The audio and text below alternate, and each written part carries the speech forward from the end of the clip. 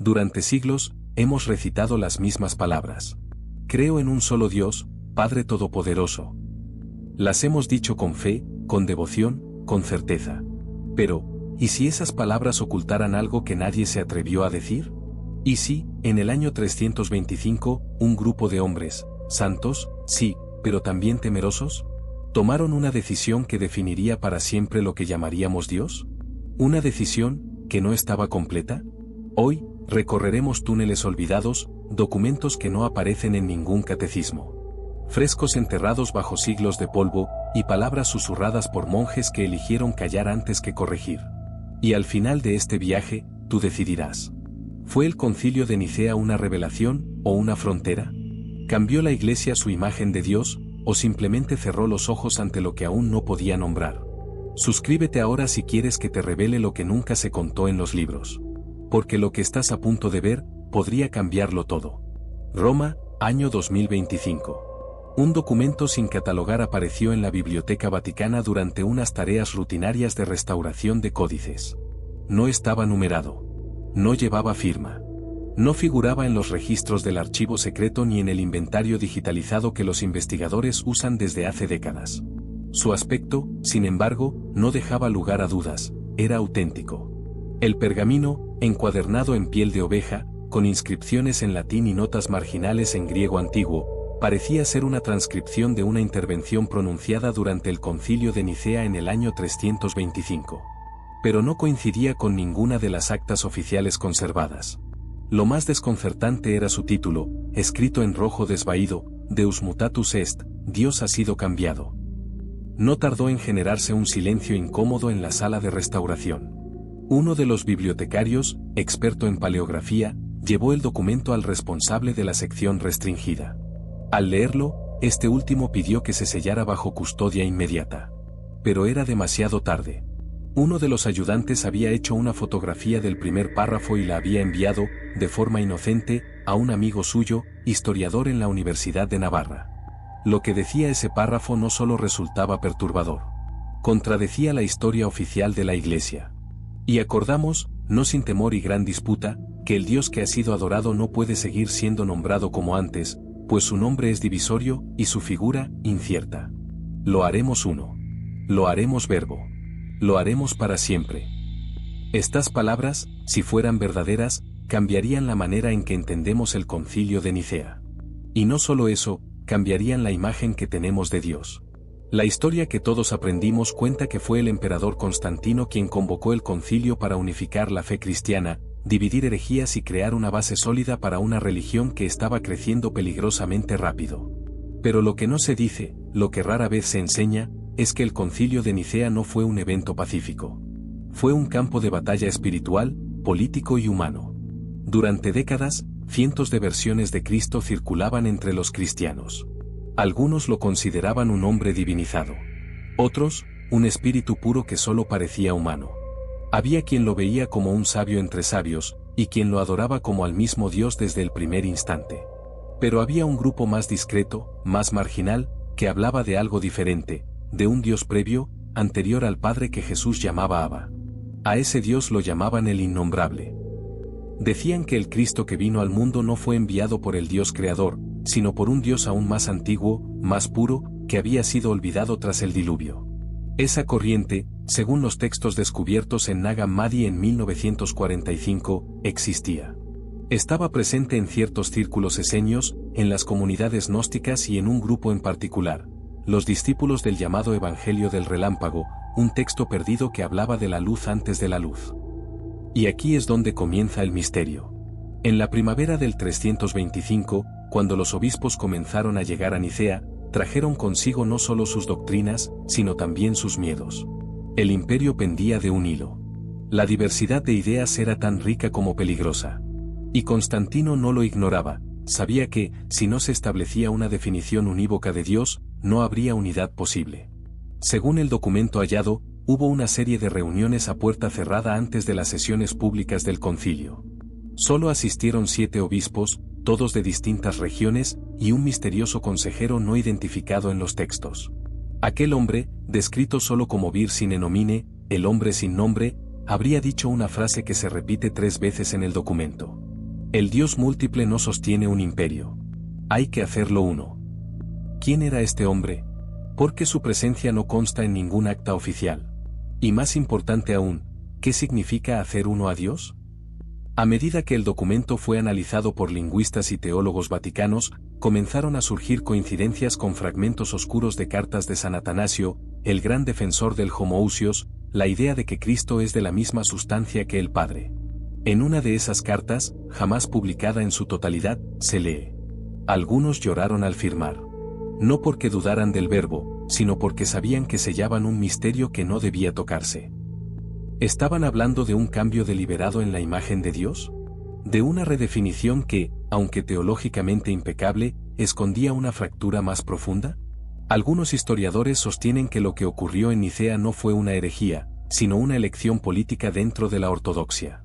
Pero si el documento hallado es auténtico, estaríamos ante otra cosa: la construcción consciente de una nueva divinidad, unificada a la fuerza para sostener el orden del mundo. Y entonces surge la gran pregunta, la que da título a este documental. ¿La Iglesia cambió a Dios? ¿Se alteró la revelación original para hacerla más funcional? ¿Fue Dios definido no solo por la fe, sino por la necesidad de control? Y si así fue, ¿qué quedó fuera de esa definición? ¿Qué rostro de Dios fue silenciado, para siempre? Lo que sigue es un viaje por documentos olvidados, ruinas selladas, cartas no publicadas, susurros de monjes, símbolos escondidos en frescos antiguos y un eco persistente que aún hoy recorre los pasillos del Vaticano. Porque, tal vez, la respuesta a esa pregunta no está en los libros de historia, sino en lo que se decidió callar. Bajo los cimientos de la Torre de los Vientos, una de las zonas menos transitadas del Vaticano, se encuentra una estancia sin nombre en los mapas internos. No se trata de una cámara secreta en el sentido sensacionalista, sino de una sala de consulta cerrada al público, habilitada para resguardar documentos que aún no han sido evaluados por la Comisión Teológica Internacional. Allí fue trasladado, bajo custodia, el manuscrito titulado Deus Mutatus Est. Solo 3 personas pudieron leerlo en su totalidad: un teólogo dominico experto en historia del dogma, un archivista con autorización pontificia, y un consultor laico de confianza del Dicasterio para la Doctrina de la Fe. Ninguno de ellos volvió a referirse públicamente al documento. Pero uno de ellos, el archivista, dejó una nota en su cuaderno personal, hallada tras su muerte por causas naturales meses después. En ella escribió: el documento no contradice la fe, pero desvela el momento en que la fe fue formulada con miedo. Y el miedo nunca es transparente. La nota no contenía detalles, pero bastó para que un reducido círculo de investigadores volviera su atención a un punto de inflexión que, durante siglos, ha sido tratado con excesiva simplicidad: el momento en que el cristianismo dejó de ser un camino de mártires para convertirse en columna vertebral del poder imperial. Ese momento, y no otro, es el que el manuscrito describe con una frialdad escalofriante. Las actas oficiales hablan de una asistencia de entre 220 y 318 obispos, según la fuente. Pero hay testimonios apócrifos que mencionan a un grupo reducido de figuras sin derecho a voto que, sin embargo, tuvieron gran influencia en los debates previos. Entre ellos, algunos notarios del emperador, filósofos neoplatónicos de la corte, y al menos 2 rabinos convertidos, invitados por razones que aún hoy se desconocen. Uno de estos conversos, según una carta de Eusebio de Nicomedia, habría propuesto reformular el nombre para que nadie vuelva a dividirlo en 2. No se sabe exactamente a qué se refería, pero esta frase coincide con otra encontrada en el documento descubierto en el Vaticano. Lo haremos uno. No será más Padre separado del Hijo, ni Espíritu como soplo rebelde. Será nombre único, para que nadie se atreva a nombrar otro. Esta obsesión con la unidad no era solo teológica. Era política. Constantino no era teólogo, pero comprendía algo que los padres del concilio aún no habían asumido: el cristianismo se convertiría en la estructura portante del imperio. Y no hay imperio sin una sola figura de autoridad, ni en la tierra, ni en el cielo. Uno de los episodios menos conocidos del concilio ocurrió la noche del 18 de junio, 3 días antes de que se firmara la fórmula del credo. Un grupo de obispos se reunió en secreto, preocupados por la presión imperial. Entre ellos estaba un anciano obispo sirio, de nombre Petros, cuya existencia ha sido negada en múltiples fuentes, pero cuya firma aparece en una versión alternativa del credo, descubierta en una capilla derruida de Alejandría en 1911. Ese documento, conservado en la Universidad de Heidelberg, tiene un añadido que no aparece en la versión oficial. Y creemos que el Hijo no vino a revelar un Padre, sino a recordarnos al innombrable, que es más que uno. La frase fue condenada como herética en el siglo IV. Pero los estudiosos modernos se preguntan, ¿de verdad era una herejía? ¿O era la voz de una tradición que la Iglesia, en su afán de proteger la fe, decidió no escuchar? Si el Dios revelado por Jesús era más amplio que el esquema trinitario, entonces el Concilio de Nicea no solo definió una verdad, sino que limitó un misterio.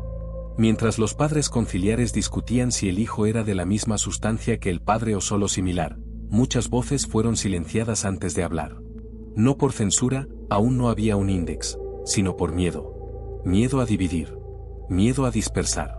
Miedo a que el nuevo Dios no fuera tan claro como el emperador necesitaba. Y es aquí donde el documento descubierto adquiere su carácter más perturbador. Porque, según sus palabras, la unidad de Dios no fue solo revelada. Fue construida. Nombramos lo innombrable no por certeza, sino por necesidad. El imperio necesita unidad. Y si Dios es el principio de todo, ha de ser uno sin sombra. Pero, ¿qué pasa con la sombra? ¿Qué pasa con los textos que hablaban de un Dios que se esconde, que se despoja, que renuncia a ser nombrado? Una parte de la tradición mística del cristianismo, desde los padres del desierto hasta San Juan de la Cruz, insiste en lo mismo, que Dios es más lo que no sabemos que lo que afirmamos. Y sin embargo, en Nicea, se afirmó. En el próximo capítulo, viajaremos hasta Egipto. Porque en un monasterio copto perdido en el desierto de Wadi Natrun, se encontró un evangelio que nunca fue aceptado, y que comienza con una frase que lo cambia todo. Dios no nació en el tiempo. Ni vino desde fuera. Él recordó lo que había olvidado. ¿Fue eso lo que temían en Nicea? ¿Y si el verdadero rostro de Dios es más amplio, y más incómodo, que el que decidimos conservar? En 1978, un terremoto leve afectó varias zonas del norte de Egipto. Nada parecía fuera de lo común. Pero en el corazón del desierto, dentro del monasterio de San Macario, algo se quebró en el subsuelo. Unas losas se desplazaron y dejaron al descubierto una cámara sellada, olvidada incluso por los monjes. Allí, en un nicho de arcilla cocida, protegido por un envoltorio de lino endurecido por el paso de los siglos, apareció un códice del que nadie tenía noticia. Sus páginas, oscuras y quebradizas, estaban escritas en copto saídico, una lengua que solo algunos ancianos de la comunidad podían leer. El texto comenzaba sin título, sin prólogo, sin evangelista declarado. Solo con una frase. Dios no nació en el tiempo. Ni vino desde fuera. Él recordó lo que había olvidado. Los monjes, conscientes de la rareza del hallazgo, no lo anunciaron de inmediato. Durante años, mantuvieron el códice escondido, copiándolo lentamente, traduciendo fragmentos y, lo más importante, orando sobre él. Recién en 1992, un investigador suizo, el profesor Marcus Albert, tuvo acceso parcial al contenido. Al leer las primeras páginas, comprendió que no se trataba de una herejía. No era un texto gnóstico ni una parábola apócrifa. Era otra cosa, una forma de hablar de Dios que no negaba la fe tradicional, pero la ampliaba. La estiraba hasta tocar el borde de lo indecible. Y eso lo hacía peligroso. Así lo bautizó Albert, Evangelium Memoriae. Según él, el texto representaba una visión no dual de lo divino. Un testimonio espiritual de origen cristiano, probablemente de la primera mitad del siglo II, escrito por un discípulo anónimo de la escuela alejandrina. La idea central del texto era tan sencilla como desconcertante, que el acto divino no es venir, sino recordar. Que el Verbo no descendió, sino que despertó en el corazón del mundo.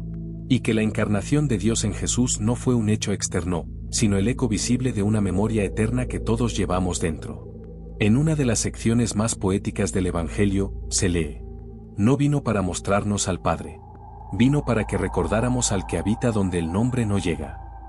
Ese lenguaje es profundamente bíblico, pero también místico.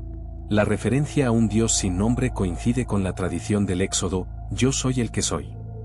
Pero al reinterpretarlo como una memoria compartida, el Evangelio se aleja del modelo judicial del Dios del Antiguo Testamento y del modelo filosófico del Dios de Nicea. Se mueve hacia un terreno más incierto, más personal. Si el texto es auténtico, como afirman los expertos de la Universidad de Lovaina que analizaron el pergamino en 2007, entonces estamos ante un testimonio de una corriente cristiana que fue silenciada antes del concilio. Una corriente que no discutía si el Hijo era de la misma sustancia que el Padre, porque no partía de esa estructura. Para los autores del Evangelio del Recuerdo, Dios no era una persona, ni tres. Era el silencio antes de toda palabra. Y Cristo no vino a crear doctrina, sino a reactivar algo que ya estaba. El verbo no fue pronunciado. Fue evocado. Con frases como esa, el texto no niega el dogma, pero lo coloca en una clave completamente distinta. Una clave que no sirve para gobernar un imperio. Porque un Dios que habita en cada uno como recuerdo no puede ser domesticado, ni definido, ni contenido en un credo. Y esa, quizás, fue su condena. Cuando los padres conciliares se reunieron en 325, tenían ante sí una tarea colosal. Unificar, definir, pacificar. Y el precio fue enorme, eliminar todo lo que no encajara en la fórmula. La fórmula era necesaria. Pero toda fórmula excluye. ¿Fue el Evangelio del Recuerdo una víctima de esa exclusión? No hay pruebas directas. No hay nombres. No hay condenas explícitas. Pero la coincidencia en el tiempo, el lenguaje compartido con ciertos padres del desierto y la profundidad teológica del texto hacen pensar que ese rostro de Dios fue deliberadamente dejado fuera. Un rostro que no juzga, ni divide, ni se impone. Un rostro que espera ser recordado, como una huella invisible bajo el corazón. En la última página del manuscrito se lee: y cuando el mundo lo olvide por completo, volverá no como fuego, ni como juicio, ni como voz. Volverá como un susurro en medio del dolor, y algunos lo oirán, y no sabrán que es Él. Palabras así no pueden incluirse en un concilio que buscaba precisión. Pero tal vez, y este es el centro de nuestra investigación, lo que se perdió en Nicea no fue solo un texto. Fue una posibilidad. La de un Dios que no impone, sino que invita a recordar. ¿Y si ese Dios fue silenciado? ¿Es hora de escucharlo de nuevo? En el sótano del Patriarcado Ortodoxo de Constantinopla, en medio de una reorganización de archivos previos a la digitalización, un archivero descubrió una caja de madera marcada con el sello del siglo XVII. En su interior, cubiertos por pergaminos litúrgicos y manuscritos bizantinos, se hallaban 3 cartas anónimas, aparentemente escritas durante el Concilio de Nicea. Las cartas, redactadas en griego koiné, estaban claramente dirigidas a una figura desconocida, nombrada solo como el anciano, y hacían referencia a debates que no figuran en ninguna acta oficial. Una de las frases repetidas en las 3 cartas fue lo que capturó la atención de los académicos. El nombre ha sido sellado. Y al sellarlo, hemos detenido la búsqueda. La expresión era teológicamente inusual. No hablaba de definir, ni de revelar. Hablaba de detener. Como si el acto de pronunciar el nombre definitivo de Dios hubiese cerrado algo que antes estaba en movimiento. Durante siglos, se ha aceptado que el Concilio de Nicea definió el dogma trinitario para preservar la unidad de la Iglesia. Pero, ¿y si esa definición también frenó algo que debía permanecer abierto?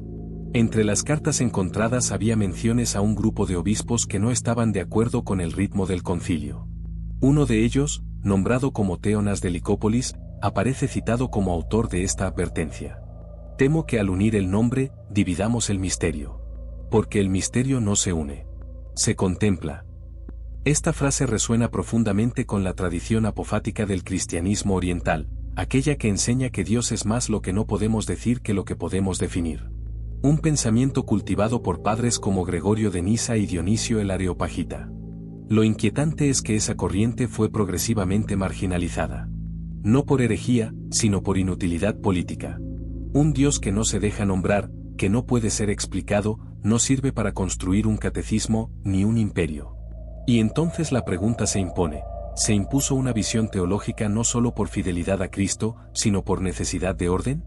En las actas del concilio, firmadas por figuras como Osio de Córdoba, Eusebio de Cesarea y Alejandro de Alejandría, hay escasos registros de disenso profundo. Sin embargo, varios cronistas posteriores, como Filostorgio y Sócrates Escolástico, mencionan que hubo tensiones veladas. Discusiones que se resolvían no en la sala pública, sino en encuentros privados, con la mirada fija en el trono imperial. Uno de los fragmentos más oscuros de las cartas de Constantinopla dice: algunos firmaron sin leer, otros leyeron sin entender.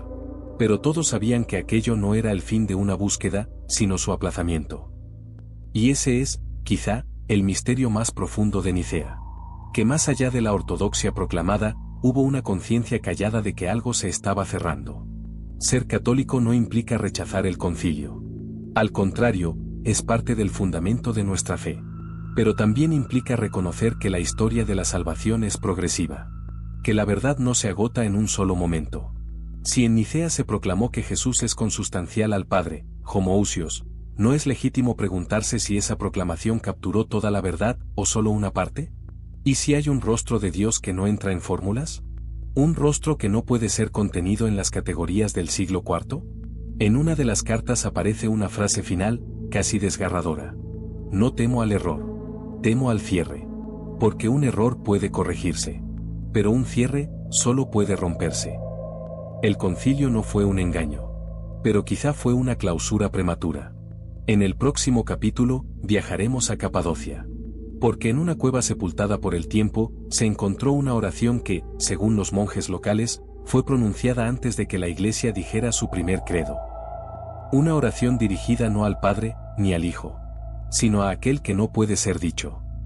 En la meseta central de Anatolia, donde las piedras se alzan como columnas naturales y el viento ha tallado santuarios en la roca, se encuentra una red de cuevas subterráneas utilizadas por los primeros cristianos como refugio y lugar de oración. Algunas de ellas permanecieron selladas durante siglos, protegidas por capas de ceniza volcánica, polvo y olvido. Fue en el invierno de 2021 cuando un equipo de arqueólogos turcos, con el apoyo de historiadores italianos, abrió una galería secundaria que no constaba en ningún mapa. Al adentrarse en ella, encontraron símbolos rudimentarios, cruces primitivas y un banco de piedra que claramente había sido usado para la oración. Pero lo que más los impactó fue la pared del fondo. Allí, grabada en letras apenas visibles por la erosión, una oración había sido tallada directamente sobre la roca. Una oración anterior a Nicea. Anterior incluso a la formulación del credo. No llevaba firma. No hacía referencia directa a Cristo ni al Padre Celestial. Decía lo siguiente: a ti, que no puede ser dicho, ni en lengua de hombre ni en palabra de ángel. Ven sin venir, y en mí haz morada sin hacer ruido. Una plegaria que no llama por nombre, que no recurre a imágenes, que no solicita salvación, solo presencia. Una presencia que no impone, que no actúa desde fuera, sino que despierta desde dentro. Los expertos dataron la inscripción entre el año 290 y el 310. Es decir, justo antes del concilio de Nicea. Justo antes de que se decidiera nombrar a Dios como Padre Todopoderoso, Creador del cielo y de la tierra, y de Jesucristo su único Hijo. En la tradición mística cristiana, el silencio siempre ha sido un umbral hacia Dios. San Juan de la Cruz escribió que el lenguaje de Dios es el silencio, y todo lo demás es pobre traducción. Pero este descubrimiento iba más allá de la mística. Mostraba una espiritualidad anterior a la definición, donde lo sagrado no se imponía por decreto, sino que se dejaba intuir como un soplo entre las rocas. Un sacerdote copto que acompañó la expedición, al leer la oración por primera vez, se descalzó y se arrodilló frente a la pared. Aquí alguien oró no al Dios del poder, sino al Dios que no necesita ser nombrado, dijo con lágrimas en los ojos. ¿Es esto herejía? ¿O es reverencia más profunda? Muchos de los padres del desierto, aquellos cristianos que se retiraron al silencio de Egipto, Siria y Capadocia, enseñaban que nombrar a Dios con demasiada rapidez era un acto de soberbia. No porque Dios no pudiera ser conocido, sino porque solo podía ser reconocido. La diferencia es sutil, pero vital. Conocer implica dominio. Reconocer implica apertura. Y esta oración, grabada en piedra con las manos de un creyente anónimo, era eso, un acto de apertura radical a lo inexpresable. El concilio de Nicea, al establecer el credo, tuvo que dar forma a lo divino. Una forma necesaria, protectora, que permitió a la Iglesia resistir siglos de persecución, herejía y división. Pero esa forma, también dejó fuera algo. ¿Y si lo que dejó fuera fue la dimensión inabarcable de Dios? Hoy, cuando rezamos el credo en cada misa dominical, proclamamos: creo en un solo Dios, Padre Todopoderoso, y lo hacemos con fe, con gratitud, con humildad. Pero quizá hemos olvidado que, antes de que esa fórmula existiera, había creyentes que oraban en las sombras, en el polvo, entre piedras, sin pronunciar un solo nombre. Creían, pero no definían. Amaban, pero no describían. Y eso también era iglesia. En una reunión privada entre teólogos contemporáneos, celebrada en Roma en 2023, un dominico dijo: no podemos volver a antes de Nicea. Pero sí podemos volver a escuchar lo que fue silenciado en Nicea. Nadie respondió. Pero el silencio que siguió duró más de 5 minutos. Y no fue incómodo. Fue reverente. Porque, tal vez, lo que la Iglesia definió no fue mentira. Pero lo que no se dijo, también era verdad. En la península monástica del Monte Athos, donde el tiempo parece haberse detenido, donde la vida litúrgica late como un corazón de piedra y silencio, existe una biblioteca cerrada a todo aquel que no haya hecho voto de obediencia y clausura. Se la conoce como la celda de los manuscritos sin firma. Un archivo al que solo acceden 3 monjes en todo el monte. Uno de ellos, el hieromonje Paisios, accedió a hablar con un teólogo griego de la Universidad de Tesalónica, con quien mantenía correspondencia. Fue él quien reveló la existencia de un documento peculiar, un tratado escrito por un monje del siglo IV que habría sido discípulo indirecto de San Gregorio de Nisa. El tratado no tiene título. Solo una frase al comienzo. Todo lo que hemos dicho de él es apenas el eco de nuestro miedo. La frase no era una negación de la teología, sino una confesión de su límite.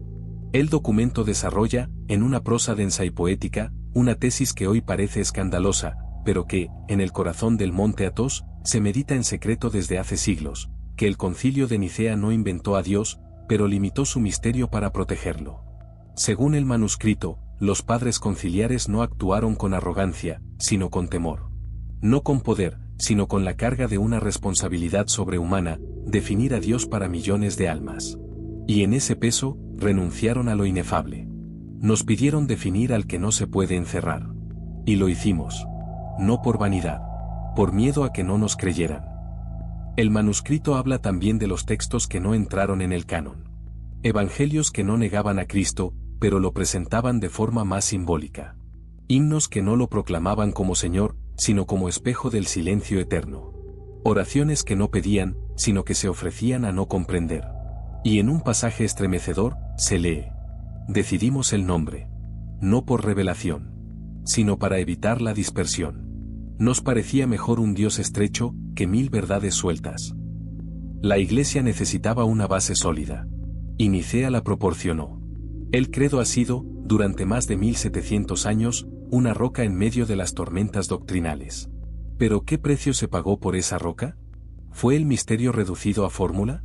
¿Y si la ortodoxia no fue una traición, sino un refugio, que con el tiempo se volvió prisión? Una teóloga francesa, especialista en cristología, escribió: amo el credo. Pero lo recito sabiendo que es solo la orilla. El océano es Dios, y Nicea apenas nos dio un vaso. Esa imagen fue discutida duramente en su momento. Pero hoy, cada vez más teólogos, con fidelidad, no con rebeldía, comienzan a reconocer que el verdadero rostro de Dios no se agota en lo que podemos definir. En una carta conservada en el monasterio de Batopedi, se lee: he repetido el credo 1000 veces. Pero una noche, al rezarlo, sentí que las palabras no subían. Entonces comprendí, el verbo no es lo que decimos. Es lo que nos dice sin decirnos. Esta experiencia, lejos de debilitar la fe del abad, la profundizó. Porque descubrió que la definición de Dios es necesaria, pero provisional. Que todo dogma es como una ventana, verdadera, pero no infinita. En los últimos años, incluso dentro de Roma, ha comenzado a crecer un movimiento discreto de teólogos, místicos, laicos y religiosos que buscan reencontrarse con el rostro inefable de Dios. No en oposición al credo, sino más allá de él. Como quien camina por la vía sacra y de pronto, escucha una brisa que no está escrita en ningún catecismo. En la liturgia bizantina, hay una oración que dice: ven, presencia que no tiene forma, y danos la forma de tu vacío. Quizá ese sea el próximo paso en nuestra fe, no renunciar a lo que creemos, sino abrirnos a lo que aún no comprendemos. Y si el Concilio de Nicea, en su inmenso valor, también cerró una puerta, tal vez ha llegado el tiempo de volver a empujarla, con reverencia, con temor, pero también con esperanza. Porque el Dios vivo no es estático. Es presencia que siempre va más allá. En una de las salas climatizadas del llamado Fondo Palatino, una sección donde se almacenan documentos procedentes de conventos suprimidos en el siglo XIX, una investigadora italiana, la doctora Elena Spadoni, encontró una caja etiquetada con un simple número, 44-7. Dentro, entre breviarios, cartas de abades y códices litúrgicos, reposaba un documento sin título, sin firma, sin fecha. Estaba envuelto en lino envejecido y llevaba solo una inscripción a lápiz en el borde: no abrir salvo en caso de desorientación. Intrigada, la doctora Spadoni pidió permiso especial para consultarlo. Lo que leyó fue tan desconcertante como bello: un tratado anónimo de apenas 15 páginas, escrito en latín eclesiástico, que se presentaba como una confesión no pública de Nicea. Según el documento, existió un segundo borrador del credo, elaborado en privado por un grupo reducido de obispos que no estaban convencidos de definir la sustancia de Dios. Este borrador, descartado y destruido antes de la votación final, comenzaba así: creo en aquel que no puede ser dicho sin temor, y en el enviado que no vino a explicar, sino a recordar, y en el Espíritu que no se nombra, porque es el aliento del nombre. Un credo de resonancias profundamente contemplativas, sin precisión dogmática, pero con una hondura que solo puede surgir de quienes oran antes de definir. No hay pruebas oficiales. Ningún documento lo menciona. Pero el estilo del texto hallado coincide con los escritos de Eusebio de Vercelli y de los primeros monjes de Liguria. Además, ciertos detalles, como la expresión "el aliento del nombre", aparecen también en manuscritos hallados en Qumrán, lo que sugiere una conexión mística más antigua de lo que se pensaba. El documento describe una escena estremecedora. Una noche, antes de la votación oficial en Nicea, algunos obispos se habrían reunido en una pequeña capilla lateral del Palacio Imperial. No para debatir, sino para rezar. En silencio. Descalzos. Uno de ellos habría dicho: no tememos equivocarnos al definir. Tememos que, al definir, perdamos la adoración. Fue esa tensión, entre la necesidad de claridad y la reverencia ante lo indecible, la que marcó todo el proceso. Y según el documento, fue también la tensión que nunca se resolvió. Solo se pospuso. El documento no rechaza el credo de Nicea, pero lo pone en contexto. Explica que fue una decisión necesaria en un momento de crisis. Que la Iglesia, naciente y perseguida, necesitaba una roca. Pero también advierte: toda roca puede ser cruz. Si no se deja que fluya el río de la adoración, el dogma se vuelve dique. No se trata de negar el dogma, sino de no absolutizarlo. De recordar que lo más importante en la fe no es lo que decimos de Dios, sino lo que Dios dice en el silencio. Esa dimensión ha sido conservada, casi en secreto, por los místicos, los monjes, los contemplativos. Aquellos que no temen al misterio. Que no tienen prisa por entender. Que aceptan que Dios puede ser también lo que aún no podemos nombrar. Una nota al margen, en letra más tardía, menciona una figura enigmática: el obispo que no firmó. No se dan nombres, pero se dice que uno de los presentes en Nicea decidió retirarse al desierto tras la firma del credo. Que abandonó su diócesis. Que dejó toda estructura. Y que vivió hasta el final de sus días repitiendo una sola frase: yo lo vi, pero no lo dije. ¿Quién era? ¿Qué vio? ¿Era una figura histórica o un símbolo del alma creyente que, aun aceptando la doctrina, sabe que lo más profundo no se enseña, solo se contempla? Este documento, si es auténtico, no cambia el dogma, pero lo ilumina. Nos recuerda que Nicea no fue una traición, pero tampoco fue un fin. Fue un paso. Uno entre muchos. Y que quizás ahora, 17 siglos después, es tiempo de volver a oír el susurro que quedó fuera del voto final.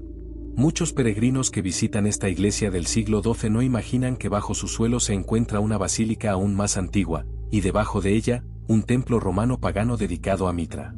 3 niveles de historia, 3 capas de fe, una sobre otra. Pero lo que pocos saben es que también allí, en una pequeña capilla lateral de la segunda cripta, aparece un fresco que ha sido objeto de debate durante más de un siglo. No porque sea herético. No porque contradiga la fe. Sino porque no representa a Dios. El fresco muestra a una figura humana envuelta en una túnica blanca, sin rostro, sin atributos, sin cruz, sin gloria. Está de pie frente a una multitud. Pero no enseña. No habla. Solo observa. A sus pies, una inscripción apenas legible dice: Ille quem non vidimus, sed sentimos. Aquel que no vimos, pero sentimos. No se refiere directamente a Cristo. No aparece el nombre. No hay heridas. No hay resurrección. Solo una presencia, que no se impone. Que no se define. Los primeros cristianos eran reticentes a representar lo divino. Sabían que el Dios de Israel había prohibido las imágenes. Sabían que Jesús nunca dejó un retrato. Por eso, las primeras representaciones de lo sagrado eran simbólicas: un pez, una paloma, un ancla, una lámpara. Pero este fresco va más allá. Representa lo que no puede representarse. Es una imagen del Dios antes del nombre. El Dios que no es aún Padre, ni Hijo, ni Espíritu. El Dios que no entra en fórmulas, pero que arde en el pecho de los que buscan. Algunos lo llaman el fresco del silencio. Fue redescubierto en 1906, pero no fue restaurado oficialmente hasta el año 2001. Durante las tareas de limpieza, una restauradora descubrió que bajo la pintura había otra inscripción oculta. Con luz infrarroja se reveló la frase: cuando lo nombremos, sabremos que no lo hemos alcanzado. Una frase que podría pasar por un aforismo de San Juan de la Cruz, pero que, según el análisis de pigmentos, fue escrita en el siglo IV. En pleno contexto del Concilio de Nicea. Ese fresco, ese rostro sin rostro, esa figura sin nombre, es el símbolo perfecto de lo que Nicea dejó atrás. Porque el concilio no fue solo una proclamación de fe. Fue también una elección. Se eligió qué decir. Se eligió cómo decirlo. Y, en ese acto, se dejaron cosas sin nombrar. No por miedo. No por error. Sino por prudencia. Por protección. Pero también, quizá, por temor a que el misterio se desborde. Un sacerdote jesuita, el padre Álvaro Santoro, vivió en la parroquia de San Clemente entre 1978 y 1982. En una entrevista concedida poco antes de su muerte, narró una experiencia que tuvo al rezar frente al fresco. Sentí que algo me observaba desde el otro lado. No con juicio. No con poder. Con compasión. Como si me dijera: no necesitas entender. Solo permanece. Esa experiencia marcó su vida. Desde entonces, su predicación cambió. Hablaba menos de fórmulas y más de presencia. Menos de definiciones y más de encuentro. En uno de sus cuadernos personales escribió: Dios no necesita ser explicado. Quiere ser reconocido. En los márgenes de una homilía de San Gregorio Nacianceno, conservada en un códice bizantino del siglo X, aparece una nota anónima que dice: definimos al verbo. Pero olvidamos el silencio del que nace. Esa podría ser la clave de todo. Porque si Nicea definió al verbo, es decir, a la palabra, también pudo haber velado el silencio que lo precede. Y ese silencio, representado en una figura sin rostro en una capilla enterrada de Roma, puede estar hablándonos aún hoy, si nos atrevemos a escucharlo. A 2 horas de Roma, entre cipreses y viñedos antiguos, se alza un monasterio cartujo fundado en el siglo XII sobre ruinas romanas. La comunidad actual vive en el más absoluto silencio, sin internet, sin teléfono, sin contacto alguno con el mundo exterior más allá de una carta mensual. Pero fue precisamente allí, en la celda número 11, que ocurrió algo inesperado. Un monje, cuya identidad permanece reservada, dejó sobre la mesa del prior una libreta con frases breves, escritas en latín moderno, sin firma, sin fechas. Al principio, se pensó que eran notas de oración. Pero al leerlas detenidamente, el prior notó una recurrencia inquietante: todas hacían referencia al Dios no dicho. El que viene sin nombre. El que no cabe en sustancia. El que nos recuerda más que enseñarnos. Cuando el prior preguntó a la comunidad si alguien reconocía la letra, nadie respondió.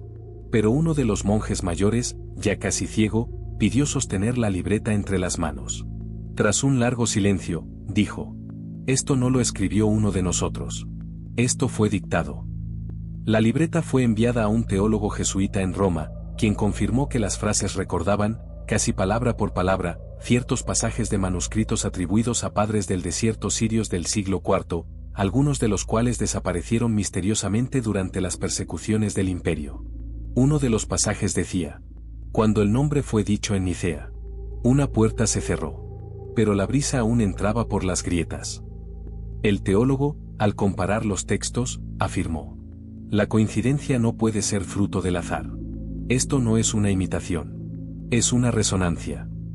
Y entonces surgió la pregunta: ¿está despertando algo que fue silenciado? ¿Está la Iglesia, sin saberlo, volviendo a escuchar lo que alguna vez eligió no decir? Durante siglos, se ha hablado de revelación progresiva. Que Dios no dice todo de una vez. Que el Espíritu guía a la Iglesia hacia la verdad completa. ¿Y si este redescubrimiento del Dios no dicho fuera parte de ese proceso? Uno de los textos más sorprendentes de la libreta decía: Dios no es un enigma que resolvemos. Es el espacio donde ya no necesitamos resolver nada. Estas palabras desarman. Porque no invitan a comprender, sino a permanecer. No a definir, sino a confiar.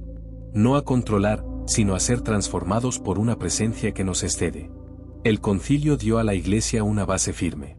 Pero todo fundamento es solo eso, un punto de apoyo. Nadie vive sobre un cimiento. Se vive en lo que se construye encima. Y si el cimiento fue firme, quizás ahora ha llegado el momento de alzar la mirada y descubrir el cielo que no cabe en las fórmulas. Un padre espiritual del Líbano escribió recientemente: Nicea definió lo necesario. Pero el espíritu susurra lo que todavía falta. Tal vez no se trata de corregir el pasado, sino de completar el susurro que quedó al borde del credo. Volvamos por un instante al manuscrito hallado en el Vaticano con el título Deus Mutatus Est. En su última página, hay una frase escrita con otra tinta, a mano temblorosa. No cambiamos a Dios. Cambiamos lo que estábamos preparados para decir de Él. Y si eso es verdad, entonces no hubo traición. Hubo prudencia. Y ahora, siglos después, cuando el miedo ya no nos domina, quizás ha llegado la hora de abrir el libro que cerramos por protección. En la penumbra de una tarde lluviosa, mientras un grupo reducido de obispos discute temas administrativos menores, un cardenal anciano pide la palabra. No estaba en el orden del día. No figura en el protocolo. Pero todos lo respetan. Ha servido a 5 papas, conoce cada rincón del Vaticano, y guarda silencio con la misma intensidad con la que alguna vez predicó. Toma el micrófono con las manos temblorosas, pero su voz es firme.